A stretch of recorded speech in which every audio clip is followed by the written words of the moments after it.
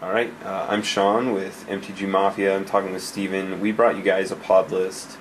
It was a couple months ago. We were talking about Pod, and this is our latest brew. This is Steven's list. We have worked on a little bit together, and when we originally started playing Pod, this was the list Steven put together and was crushing people with it, and became the master pod at that point, and now he's back to Bant Pod. So here's our 4 birthing pods, which are going to be standard in the deck. Let's talk about 1-drops. We've got 4 birds and 3 pilgrims. Tell me about your 1-drop slots. Yeah, so the 1-drop spots, as you know, Birds of Paradise are kind of a standard. Tap for any mana, they're flyers. Pretty much a standard for any sort of ramp, you definitely need your birds. Pilgrims, you want over Llanowar Elves because you're going to be focusing on turn 2, possibly Blade Splicers. You're going to be definitely want your, if you have this in hand, you want to cast this by turn 2, turn 3. Restoration Angel. You're definitely heavier on the white, with Geist Iron Monk being double white, Sun Titan being double white, and Elesh Norn being double white. It definitely helps to have a white producer rather than green, because you're always going to have green to cast that, so you don't need green. With the 6-sign being the only double green creature, you're always going to get to green by that time. Right. When we first threw the deck together, we had Llanowar Elves as the 1-drop, and we did it just because, hey, we had them on hand, and we figured it didn't matter that much. And after testing it, Steven was like, I need pilgrims. Yeah. So we went to pilgrims, and those have suited you much better, you say? Yes, like way better. Nice. Yeah, and it was a big realization to go, oh, hey, you know what? We don't need that much green once we get past turn 1. Yeah, exactly. So, cool. 2-drops. We have Elvish Visionaries, a 3 of, and Image as a 2 of. Okay, so starting off with the Visionaries, your other option is Stringerroot Geist. In this sort of build, you don't really need Stringerroot Geist. You're not the beat down per se. You're not trying to peck away at 2 or 3 damage early on. You're not requiring a potable creature that with Undying. It's not necessary for this deck. You just want Elvish Visionary because it's easier on your mana and it draws you a card, which is super relevant in this deck because you just want as much card advantage as you can because you're more control-y based and you just want to have more cards in hand. So Elvish Visionary, good blocker. Phantasmal Image as a 2 of is excellent. Like, you can't really live without a copy creature anymore due to the current metagame with Titans and the Delver decks running Geist Honored, Geist of St. Traft being legendaries. It kills legendaries, which everybody knows about anymore. But yeah, super relevant anymore. Definitely want super handy with those.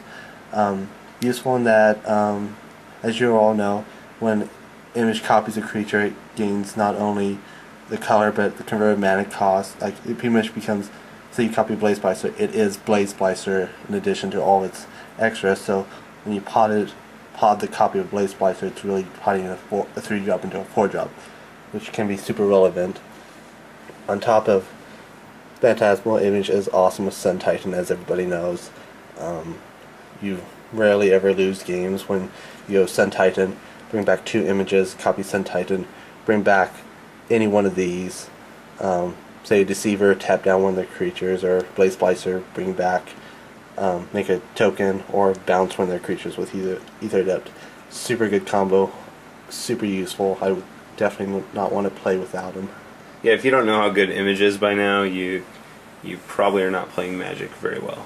Yeah. The other combo that was kind of cool, Steven and I were talking about this, is when you have Sun Titan, your recurring images to make Sun Titans, and you have Deceiver Exarch in the yard with a full yard late in the game, and a pod online with some mana open, you can do some really absurd things if you have Restoration in your deck. So you want to kind of explain what's going on there. So, say you have Sun Titan on the field. To get your chain going, you have Sun Titan, Deceiver Exarch, and Birthing Pod on the field. You sack your Deceiver Exarch, fetch your Restoration Angel, bounce your Sun Titan, return Deceiver Exarch, untap your Birthing Pod, tap, sack, bring in another Restoration Angel, bounce Sun Titan. Again, just repeat the process again, so you get all your Restoration Angels in. You can return that Deceiver, sack, fetch a Metamorph or Solemn or Stonehorn, whatever you need. Metamorph, copy another Sun Titan, maybe another Deceiver, go grab something else. Like, crazy good. Like, you just kind of fill up your board. It's not as efficient as, not as quick and as efficient as the Phantasmal Image, but these are way harder to kill than just getting targeted with an ability or spell.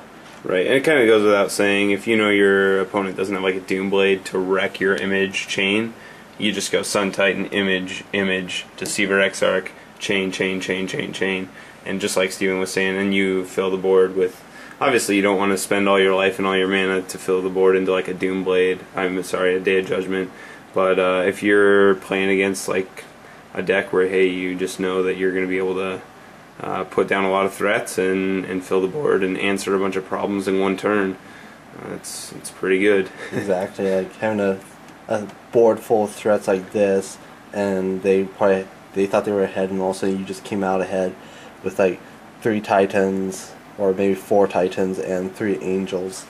That's hard to beat unless they have board wipes. So definitely.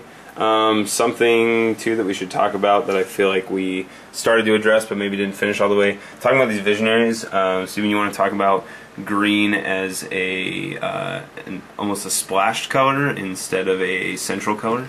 Yeah. So the other cool thing here, like we should discuss the mana base. Bant has the disadvantage over Naya in that green is not your central color. Green is the off to the right, the left color, and white is your central. So your allied Scar's dual lands are your only lands that come untapped, and as you can see, I'm running Seachrome Coast. That's not producing green, so your possibilities of getting this in your opening hand, and if you had Stringerroot Geist, you didn't have these in hand, your Stringerroot Geist is not coming out for that early beatdown. So having Elesh Visionaries being just 1 green makes this so much easier to get it out and not have to worry about, am I going to have my green source, because for the most part, green. Yeah, exactly, double right. green. You just got 1 green. You right. have a total of 11 sources that can come into play turn 1 untapped, which is pretty good. It's not as good as Naya Pod because they had their 4 Copperline Gorge, 4 Razor Verge.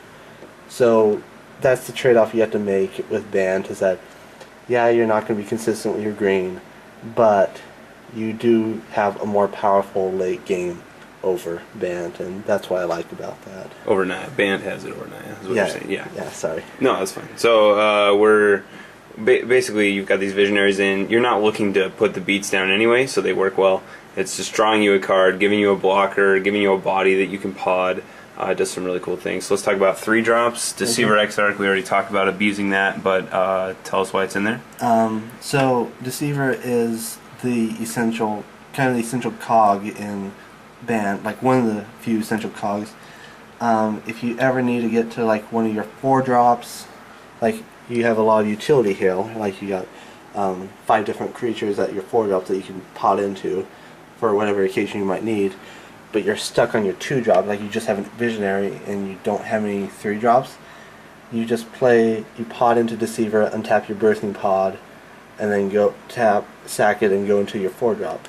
Super awesome. I've also played Deceiver where I'm on a little bit slower of a game, and my opponent's like Naya Pod. I know they have Bonfire of the Damned in their deck, and they have 1 red source, and I'm a little bit worried that I'm going to get blown out because I have birds. I need the birds to survive. He only has 1 red source. So during his upkeep, I have flashed in Deceiver and tapped his red source and essentially stopped the possibility of a Miracle Bonfire during that turn. I've done that. I've done tap their Birthing Pod on their upkeep so they won't get a pod activation on their turn. And Deceiver is also kind of like the way of like making sure your creatures, they have only like one blocker, like a worm coil. Just flash that in, tap it, and then that gives you free reign to go in and bash. And we talked about, we've been talking about Wolf Run as a matchup. There's a kind of a cool trick that you can do with Deceiver Exarch, because one of the things Wolf Run can do is they can attack with some guys if they have more than one, let you assign your blockers, and then pump whichever guy you don't block. We were talking about Deceiver, and you want to explain that interaction? Or I guess what we can do, I'll explain it. What you can do is, so let's say they have 2 Titans, right, and they're attacking you with 2 Titans, or they have 2 Titans on the board, the potential to attack you. When they go to declare attackers, you flash in your Exarch, you tap their Wolf Run, and in response they're going to pump their guy, but now you have a chance to block whichever guy they pump. So you're going to be able to save yourself from some damage. One of the ways you could use that guy. Exactly, and that's just like, it's a way of getting information out as soon as possible. You don't want to take that early damage, so by doing that you can get early information. They're going to be forced into a situation, and then you're, for the most part, going to come out ahead in that kind of a situation. Cool. Okay, Blade Splicer, pretty self-explanatory. It's a little different in Bant Pod, wouldn't you say? You're just not trying to be as aggressive with it, but No. it still has the potential to do that. Exactly. Like, that's what it comes down to. Like, Blade Splicer, you're mostly playing to be more defensive, but just because there's 3 Blade Splicers, 3 Restoration Angels, there's still the possibility of getting the silly combo here, well, awesome combo, of getting Blade Splicer, bash for 4, then during their end step, bounce in Restoration Angel, play Blade Splicer, play Restoration Angel, bounce Blade Splicer, get another 3/3, and possibility to start keep bashing if they don't have an answer. So, if that's going to give me a win, I'm going to take it. I don't care. It's going to be good. But in case it doesn't, I'm not going to get there. They have too many blockers. Blade Splicer is just as good on the blocking side. That 3/3 goal in the first strike is still just as good. Yeah, and a lot of times the difference if you're new to Bant Pod and you've been playing a lot of Naya, you're trying to go quick, you're trying to fill the board with guys and keep bashing and bashing. Bant Pod, obviously, you can play an aggressive plan, but it's really not what you're looking to do. You're more of a mid-range deck. You're looking to fill the board, kind of stall your opponent out, and eventually you're going to end up with threats like Frost Titan. We'll get to some of this other stuff, but you're looking at Thragtusk, Sun Titan, Elesh Norn, this late game that's really hard for your opponents to beat. Other 3-drops, though, we're talking about Borderland Ranger here. Borderland Ranger is kind of one of the ultimate kind of almost utility cards. I really don't think this deck would exist without Borderland Ranger, for the ability to, just like if you're low on a land or you miss your land drop, you can go play this and grab what you need. And we have plenty of forests, we have 2 islands and 2 plains, plenty of options to search for to get your mana fixed. Plus he's a 2/2 body. Overall, you gotta have him. In my Naya list I ran just 1. I feel in Bant you need 2, just because of the necessity of having your colors fixed and to hit your land drops. Land drops in this deck is so much more important than it was in Naya Pod. Yeah, Naya Pod can run off, I think, a lot fewer lands, and as we talked about Borderland Ranger, I was pretty convinced that 1 was the right number, and Steven, just kept proving to me over and over again how important that second one is. Again, your off green is your main color. You need green to function, but really you're using it just to make your blue and white really good. So exactly. It didn't take long for him to convince me that, hey, that second one's necessary, and it makes a lot of sense. I think that's a smart decision. Okay, so 2 Borderlands, and then we're looking at Aether Adept. This is a card that I was a little skeptical on. I thought, like, okay, it's alright. I guess you can maybe time walk an opponent if they're playing something kind of slower. Steven, what are your thoughts with this, though? Okay, so Aether Adept is kind of that weird, almost, it's a vapor snake, it's a summon on a stick. It's a little bit intense. This is like your most intense, one of your 4 most intense blue sources with 2 blue early on. So there have been not too many games. There's been like 1 game where I could not cast it on turn 3, but I did not need it on turn 3. Usually it's a later card. What I find this most useful for is bouncing a Blade Splicer token. It's getting rid of it. Now that all they have left is a 1/1 Blade Splicer. Super good. I also like it because it's a target for Sun Titan when you need it. Like if it's in the yard, you have Sun Titan. You can return Aether Adept and bounce if you need one of your own creatures or one of your opponent's creatures and out-tempo them that way. So I feel Aether Adept is pretty good in that matter. Yeah. Yeah, I think the interactions are way stronger. Again, Steven's the Podmaster. I am not a... I thought the card was okay, but I didn't understand just how well it was going to fit into this deck. And I've been impressed with what it's done watching some games as Steven's played it. So recommend that card to you. Has some pretty cool interactions in the deck. And basically, we're talking a 4-drop Aether Adept here. Yeah. Tell us about Mistraven. Okay, so now we got the other side of it. Mistraven is an Aether Adept with flying that costs for 4. I felt that ability I think is a little bit more useful. I'm still toying back and forth which is more valuable. Do I need 2 bounce effects? Do I need 1? Which one would it be? Last night, or tonight, I ran 2, like both Mistraven and Aether Adept, and I found them to be pretty decent. His main purpose is being like a 2/2 flyer. If you've noticed, like the only flyers in this deck are Birds of Paradise, Mistraven, and Restoration Angel. You're kind of lacking in that department. Phantasmal Image could suffice, but I feel Mistraven's good for that. It's a plus ability. Plus, he's a 4-drop that you can pot into when you're 5-drops when you need to. What I'm finding more and more is that Restoration Angel is not a creature you really want to pot away if you had to. A 3/4 flyer is pretty good. So whenever I can avoid potting that away, I would like to. Stonehorn, that's last resort for his ability. Solemn and Mistraven are the 2 main pod targets if I want to get into my 5-drops. That's its other purpose, besides being able to gain you a little bit of tempo against your opponent. So that's pretty much what Mistraven's for. Nice. Okay, another clone. We don't need to go probably into too much detail.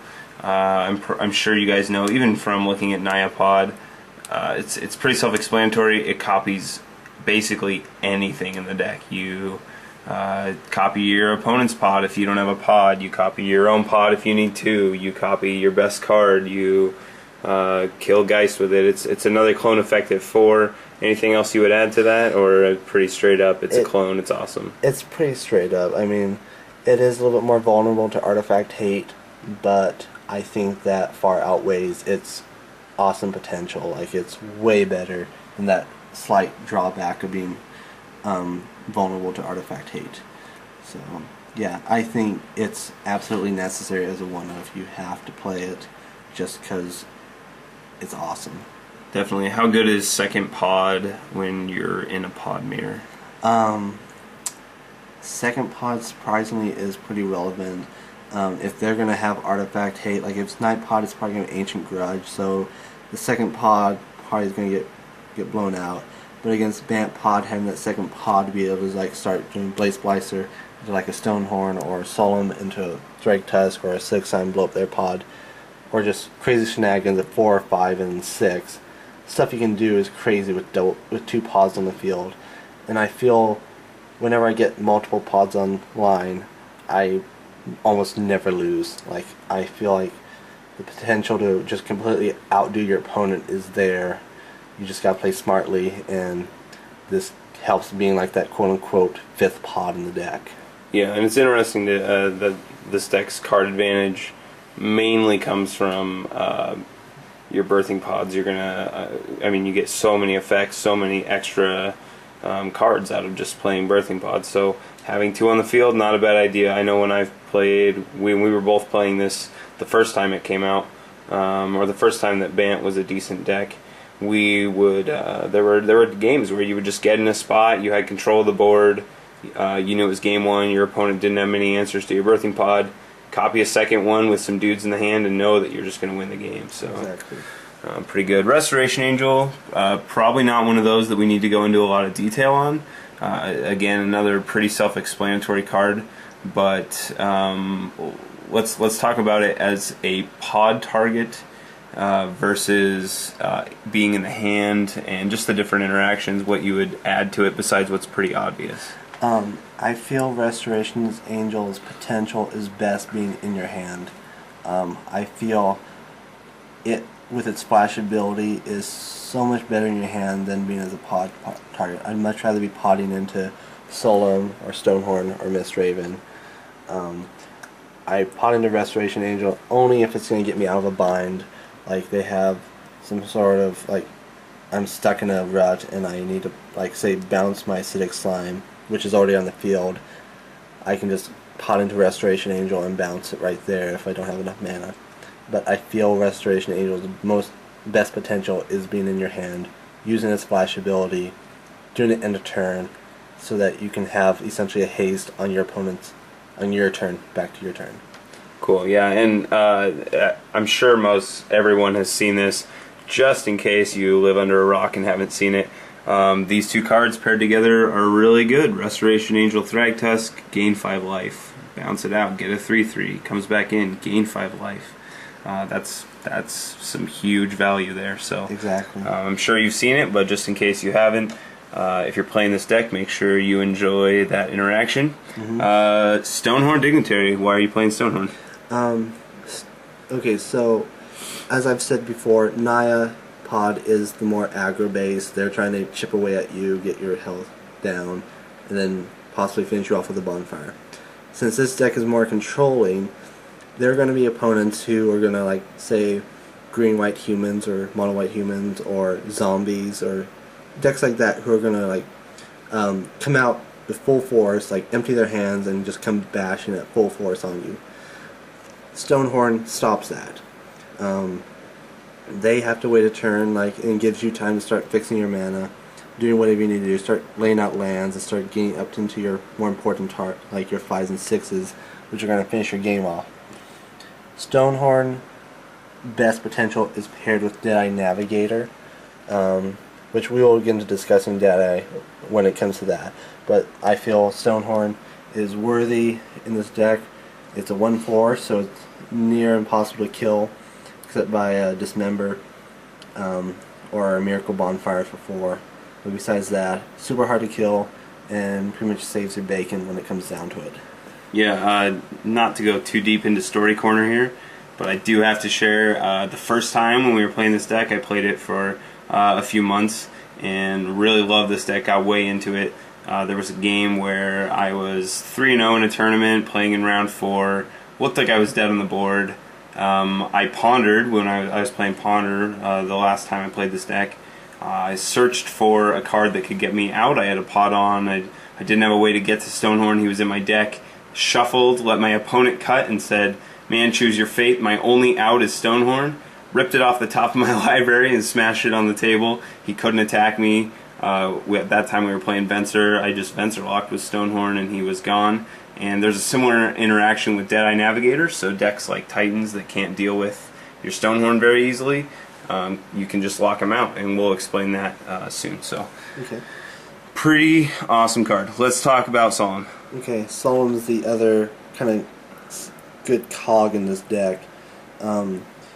Whereas Borderland Ranger puts a land in your hand, Solemn puts the land into play. Super huge. On top of him being an artifact creature, he can block, pretty much intimidate, pro colors. Like, he's good at blocking a lot of things. On top of, when he dies, he draws you a card. He's, I feel, an excellent target for a Phantasmal Image copy, because if they try to block, like, target it, it's going to die. You're going to get your cards.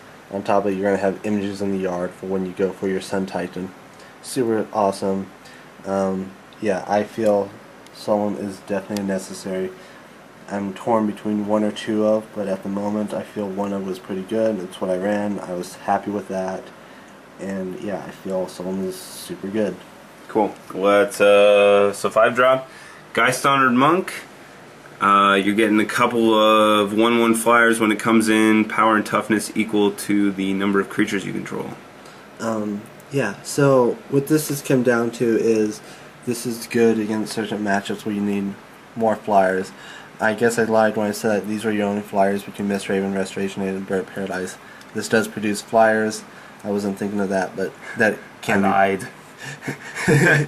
Alright, Geist Under Monk. But it is super relevant.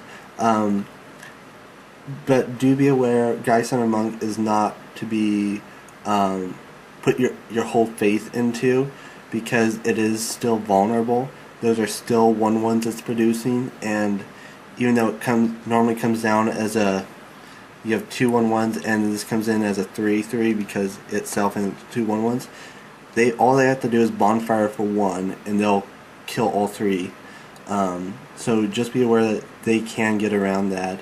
But I also think that is outweighed by its ability to just like overwhelm and build up and do some good stuff. It also has vigilance, which is a pretty big deal when you can just attack with a huge guy with vigilance, force them to block, and then just hang out and be able to, wait to block their guys as well. Pretty good. Mm-hmm. Acidic Slime does a ton of stuff. You want to talk about it? Yeah. Acidic Slime, I feel, has always been one of the most important utility cards in Bant Pod. So it enters the battlefield. It's a 2/2 Death Touch.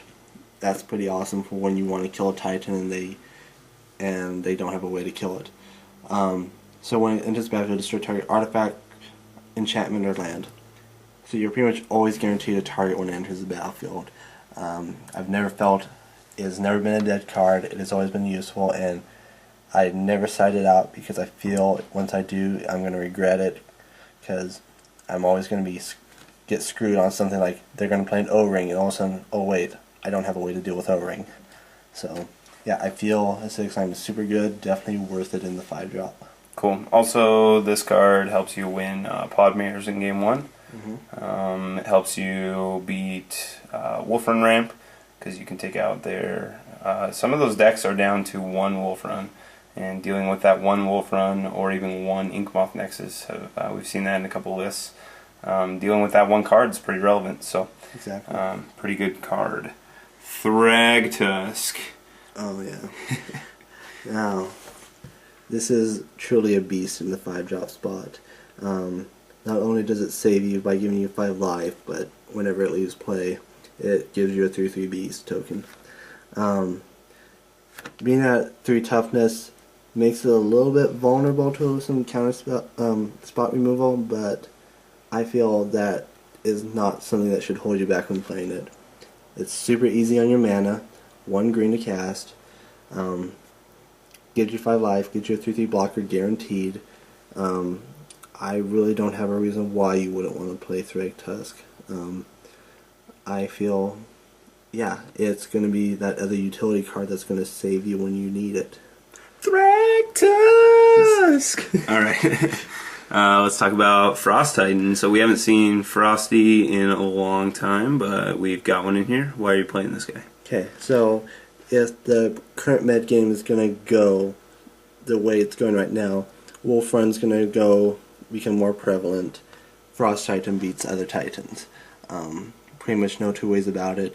It doesn't matter if they have Sun, Primetime, Inferno, Grave, or even their own Frost Titan. You play that, tap it down, that's non-tapping, and you are free to just keep bashing and keeping their Titan tapped. On top of the fact it can tap down a Birthing Pod, it can tap down a Kessig, Gavony, it can tap down a key blocker, it can tap down a Wormcoil, it can tap down whatever you want. Super good.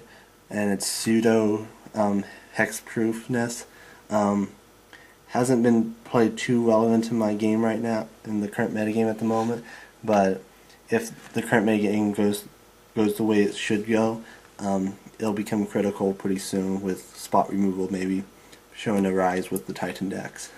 Yeah, and it's funny, I wouldn't expect this to ever win you a game against a good player, but there's times where my opponent has tapped out with 1 mana open to Doomblade my Frost Titan, and I'm like, okay, it's countered unless you pay 2, and just people forgetting because they haven't seen this card in so long that he has that ability is kind of funny. But yeah, Frost Titan is, when you're in a Titan fight, he is bringing a gun to a knife fight. He's pretty good, and he'll deal with, like Steven was saying, any problem as long as he's going to stay on the battlefield. Exactly, and one thing you should definitely be aware of, if you copy Frost Titans with a phantasmal image, if they target that, it doesn't matter whether they pay the 2 or not, it's still targeted, it's still going to become sacked. So this is still a very fragile creature, even if it is a Frost Titan. That's an excellent point, for sure. So yeah, definitely don't forget that they don't have to pay 2 to kill that. It will die. Yep. Good call. Deadeye Navigator, interesting choice. Tell us about Deadeye, what you like, what you don't like. Okay, so what I like about this is Venser on a stick without the awesome unblockability ability or the his ultimate, but the ability to pretty much flicker whatever you want multiple times for a relatively cheap price whenever you want, I think far outweighs that loss of special abilities. I feel Deadeye Navigator is like that one last cog that you soul bond with whatever you, like if it gets soul bond to say a Restoration Angel, it's almost impossible for you to lose. They try to Doomblade it, you just flicker this, or flicker Restoration Angel and bounce. You have a very acidic slime, you just flicker that and start popping their lands. You bond with a Mistraven, flicker that, return their creatures. Geist Hunter Monk, make a bunch of 1/1s, make this huge. Same thing with Blade Splice, a bunch of 1/3/3s with first strike. Need more lands? How about you don't want your opponent to take any more turns? What if you need lives and even more tokens? The possibilities are endless with this card. It slices, it dices. Yes, it's like the Ginsu knife. It can even cut pennies. That's right. Okay, so one of the cool things that my thought on this, and this is going to be a good thing and a bad thing about Deadeye. Deadeye does die to spot removal. Venser was the card that used to be in this place.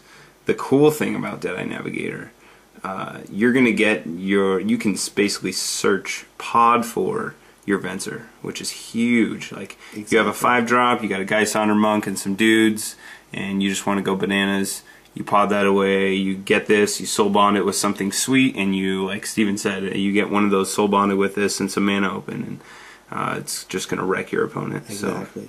So. Just do be aware it is a 5/5. And when you attempt to soul bond with something, that's going to be triggered, and your opponent, if they're running Dismember, can stop that. So be aware you want to play intelligently. Don't walk into a trap like that. Dismember is a hard card to play around of, but if you have seen it, you definitely want to play very intelligently. Just don't push this through. I definitely try my best to save this because I feel this is a card where if this dies, I'm going to have a lot harder time winning my games because I just put so much effort into getting this, and now I just lost my 5-drop and I lost that. So definitely be aware of that. Be very careful, but do be aware that I think the payoff for getting the soul bonded and getting some successful flickers done, it far outweighs that. Agreed. And a quick thought on the metagame. We're talking this could change quickly. Deadeye's good right now because you have very few control decks. You have some Delver lists which are running like some unsummons and stuff, which can still hose you a bit. But you're also talking about a metagame that is very control light. There's a couple of Esper mid-range decks floating around out there, but very few people are playing a control deck. And control is going to be what messes up the Deadeye in response to that trigger like we were talking about. We're kind of expecting the metagame to shift that way. We're going to see a lot of Titans coming in. How do you beat Titans? You need quick spot removal like Doomblades, go for the throats. As soon as we see that coming back in, I don't think Deadeye is going to be your #1 choice for your main deck, but he's awesome against like another pod deck, against like Dungrove, against anything that's not going to be able to just knock him out right away. Exactly, and yeah, I agree. I would definitely put it into my side once the metagame shifts that way. But it's also cool that you can put creatures into blocks, like against Dungrove, and just flicker them and essentially negate that damage, or block a Worm Coil, flicker, and negate their life gain. Super cool, but yeah, I agree. The time will come where this will have to move into the side and be replaced by maybe less Titans or maybe something else. I don't know yet, but we will see when that metagame happens. Yeah, and right now, the other thing, I don't know why I didn't say this, obviously the deck this is in here probably most for is a Titan deck. It's really good. Titans can't deal, they don't have a lot of spot removal, they just have some board wipes, but they can't really deal with your Stonehorn, they can't really deal with your Deadeye by himself, or a lot of these guys, and so you can get your Deadeye online and then just outvalue them with your creatures. Exactly. Sun Titan, we've seen this guy for a long time, he's about to rotate, but in case you haven't seen this combo before, oh hey, Sun Titan. Sun Titan. So Image meets Sun Titan makes Sun Titan meets Image, and the chain goes on and on. Yeah. It's exactly that reason why this is in here. I feel there's no reason why you wouldn't want 3, 6, 6/6s. It's so good. They can't deal with it. You pretty much win the game at that point. I feel that's definitely important. All the other interactions of returning your creatures, your 3 drops or less, I think is super relevant. The only thing I'm sad about is Sun Titan can't return a Birthing Pod from the graveyard. But if it could, I think you could never play a Birthing Pod deck without Sun Titan at that point. Cool. This card, I watched Steven slow roll against an opponent the other night, and it was fantastic. He had a Birds of Paradise on the board. His opponent's at 2 life, and his opponent casts a whole bunch of tokens, Lingering Souls, and a Snapcaster Mage. Threw it out there to try to put some pressure on, to take down the win, and Steven just slams Elesh Norn the following turn, kills his whole team, and pings him for the rest of his life. He was at 2, and kills him with a Birds of Paradise. Yeah. So Elesh Norn, really good right now. What are your thoughts? So far what I feel against Elesh Norn is it's awesome against Naya decks. You pretty much wipe out 80% of their decks. There's very little that survives an Elesh Norn drop, except maybe them cloning it with a Phyrexian Metamorph. I feel the potential for Elesh Norn to just make blowouts against zombies, Delver, there's humans. There's so many decks that this is so good against, on top of pumping your creatures and making them even bigger threats. And the Elesh Norn is just so huge, it's the only way to really kill her is with spot removal, which, as we all know, is not very good in this current metagame just yet, and clones, which are, until it rotates, that's pretty much the one thing that Elesh Norn is going to have to live with. Well, the nice thing about either of those cards, if this thing isn't countered, you're going to get a huge effect out of it while wipe most of your opponent's board and get a big swing. Exactly. So. It's like White's Bonfire. It's my bonfire. Nice. If I can get a 4 for 1, I'm happy with that. A 3 for 1, a 2 for 1. I don't care. She's out. I bash. I take them down 10 of life.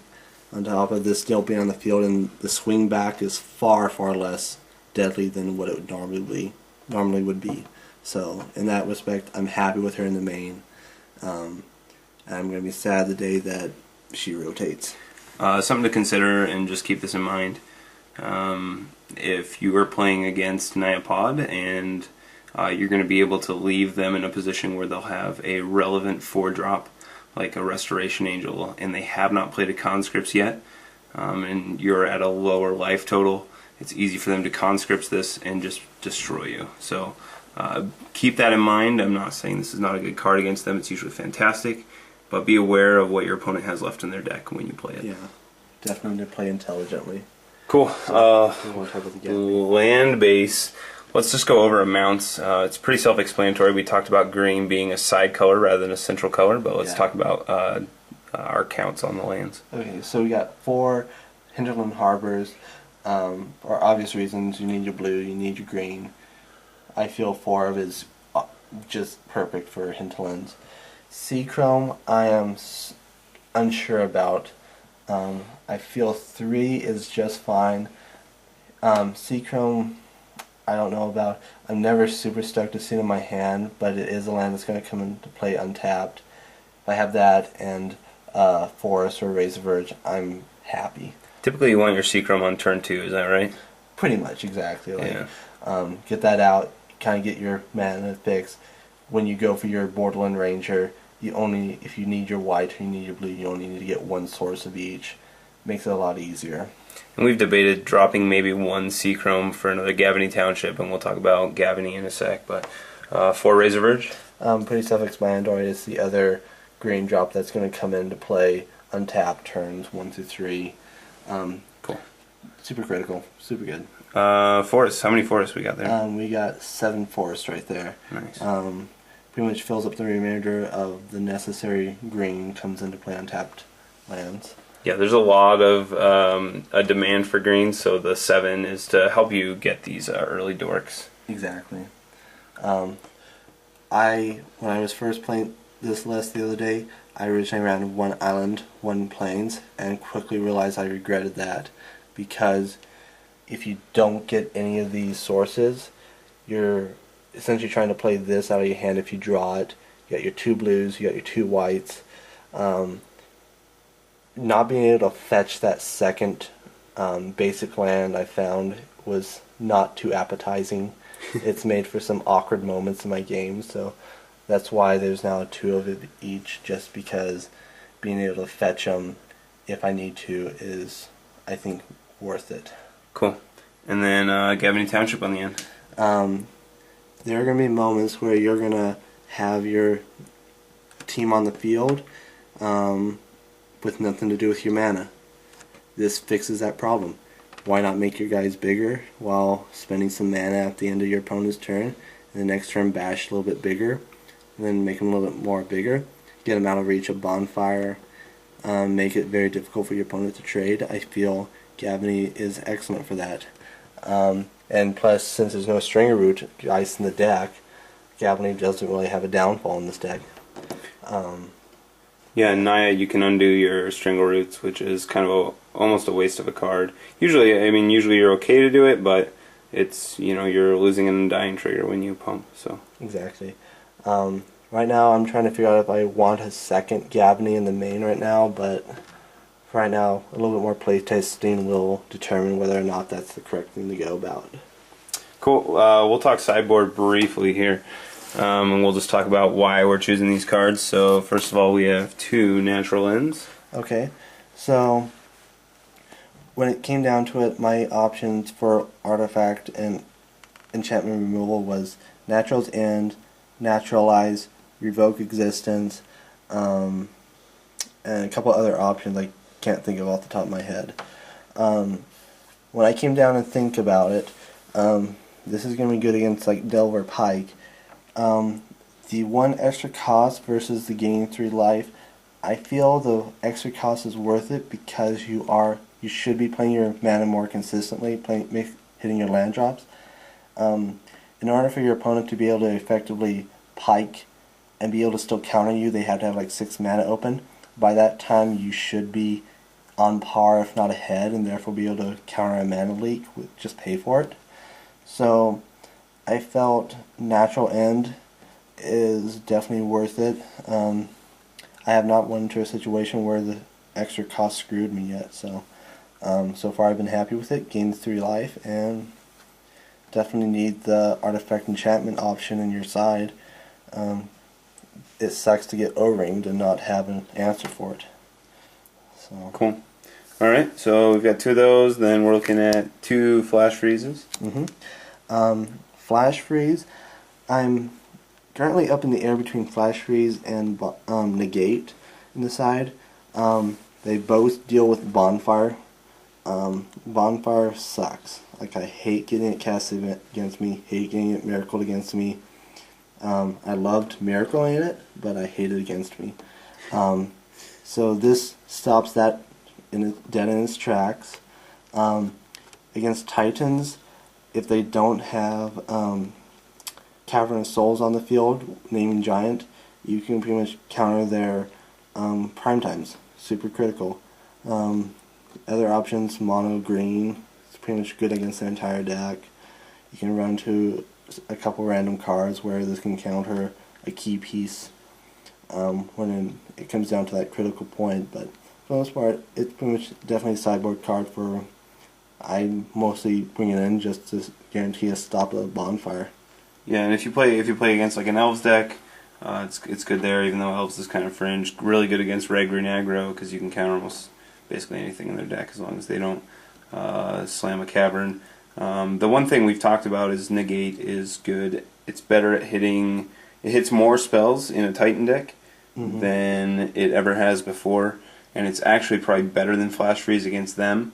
And the debate is it better to keep these in for that random 1 or 2 mono green decks that you'll see, or the red green aggro? Which one's better? I think ultimately you got to choose. Negate's going to be better if we start seeing more control, which we're again anticipating. We'll see what happens, but that's something for you to decide. Right now, we're on 2 Flash Freeze. Exactly, and negate can stop Wolfrun Blue's Temporal Mastery. But besides that, it'll just depend on the current metagame and what happens, so yeah. Cool. Okay, Celestial Purge. How many do we have? We have 3 Celestial Purge. Oh, for what deck? Zombies. Oh, yeah. Because Zombies crushes this deck. Oh, yeah. Like, Zombie is the worst matchup for this deck. I'm slow, I'm grindy, I'm trying to get this massive board presence. Zombie's quick, aggressive, they ping away your life. Stonehorror may stop an attack, but they're still going to get you with Blood Artist. Primary target with this is Blood Artist. Secondary would be Geralf's Messenger. I feel those are your 2 biggest threats against this deck. They're going to kill you, and there's very little you can do about this, so you got to bring these in. The cool thing is it's exile, so you don't have to worry about that Blood Artist pinging you for that extra life when you get rid of it. It's instant speed. It's relatively cheap, 2 converted mana cost. It does have a little bit of extra potential. It can exile Hunt Masters of the Fails. It can exile Inferno Titans if you run into that. Another surprise card if you ever run into it, Curse of Death Hold. Curse of Death Hold sucks against this deck. It's not as bad in this deck. It was pretty bad in Nyapod. You definitely don't want them to have that sticking against you, so definitely super useful. I'm happy with 3 Purges in the side. Now when you say sucks against this deck, you mean wrecks this deck. Exactly. In this deck it's not as bad. Right. It's probably 30-40% of your creatures are going to die as soon as they enter the battlefield. In Naya it was more like 50%, just because what was the reason? You just end up with a lot smaller creatures. You have bigger threats in this deck and some bigger bodies than the Nyapod list did. Yeah. But especially when you run into like double curse against these decks, a lot of your creatures just die. Yeah. Again, this one a little more sustainable, but you don't like curse. It's not good for you. Yeah, a 1/1 Hunt Master with 1/1 Wolf is not that impressive. By the way, we were talking about purges, we were talking about zombies. If you haven't seen our list yet, check out the list that I'm playing. Zombies is an awesome deck, it's a ton of fun. You should give it a shot if you have not yet. Exactly. And what's this next card for? Okay, so Slayer the Wicked. He's the one thing that can deal with zombies and vampires that you can pod for. I didn't know really what to how to deal with zombies and the zombie list very well. And I was reading up on Cedric Phillips, and all of a sudden somebody in the audience mentioned that this was a card, and I thought that's actually true. It can deal with that Blood Artist. You can pod for it, and it's a 3/2. I feel having that option is better than having a 4th Purge, just because your pod. Having a creature is usually better than having a spell that you're trying to draw into. When you can search it up, right. I feel it's a way better option. Yep, 2 to your hate, for sure. Exactly. Okay, Time Reinforcements. Utility card, you can play it against a lot of decks. What are your main decks to bring this in against? Zombies for sure. Delver sometimes. I preferred it on the draw. How you played with it a lot more in your Esper control decks.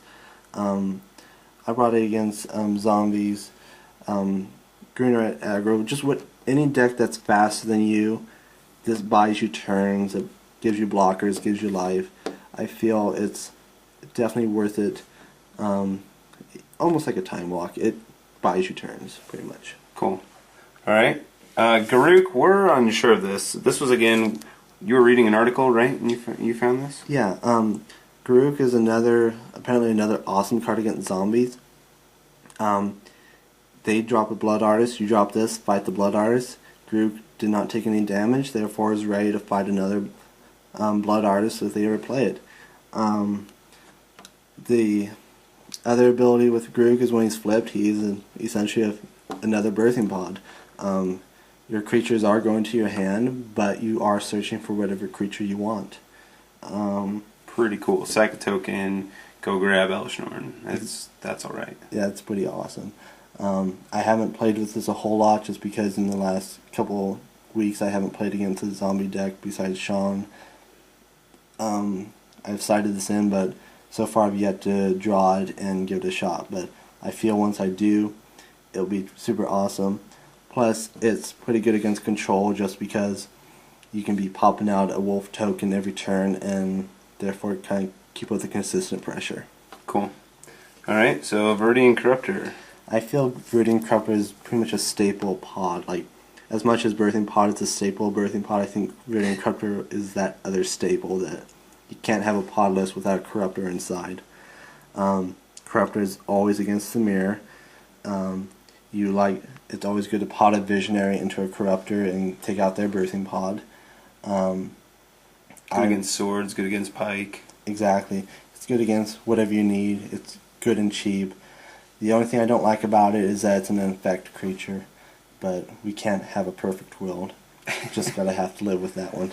Cool. This is a card that is fairly untested, but we've talked about it a little bit, and we're trying this. It's been Stinger Fling up to this point, but today Steven was playing a PTQ. Didn't do super well, and that's okay. But this card, we were discussing. Do you want to explain the board position? You're playing against tokens. They've got 1,000,000 tokens out, and you're thinking to yourself, why can't I wipe them all at once? This is where this comes in. Stinger Fling is awesome in that when it enters the battlefield, it destroys a target creature with flying. That's going to be awesome for when you're doing if Consecrated Sphinx ever comes back into play. It's good against that. It kills Restoration Angel. Silk Lash is a little bit more mana intensive in that you have to pay to activate its ability, but it deals 2 green, pay 2 green and X, and it deals X to each creature with flying, which includes your own creatures, so be aware of that. Don't forget about that. The position I was in was I was pretty much playing Restoration Angels, trying to fend off these Lingering Souls tokens with 2 Intangible Virtues on the board, and pretty much I was just trying to stave off, hoping I can get a way to get to Silk Lash and wipe the board, like just completely take out his 3/3s, keep my Restoration Angels. The other cool thing is Silk Lash is a 2/7 with reach. He can pretty much block any fire in the format right now. There's nothing that's going to get past it, and even Thundermaw Hellkite can't even tap this, so this is going to be stopping a lot of Thundermaw Hellkites. I believe it will be for games to come in the future.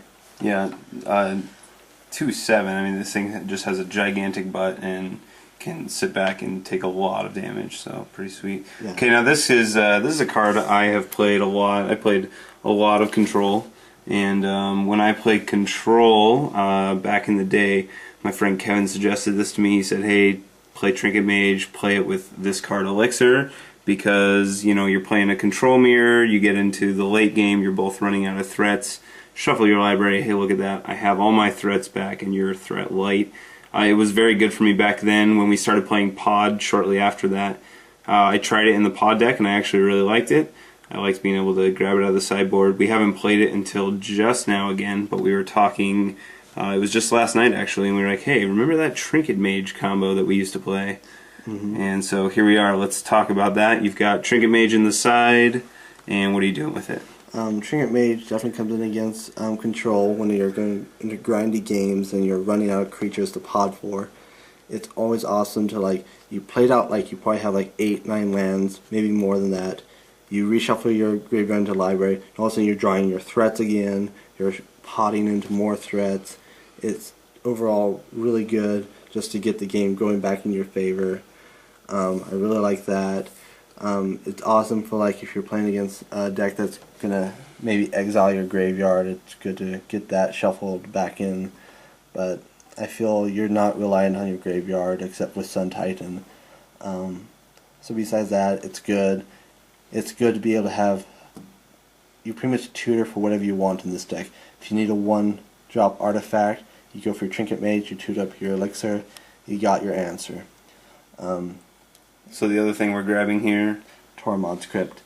The options right now between for Graveyard Hate is Tormod's Crypt and Nihil Spellbomb.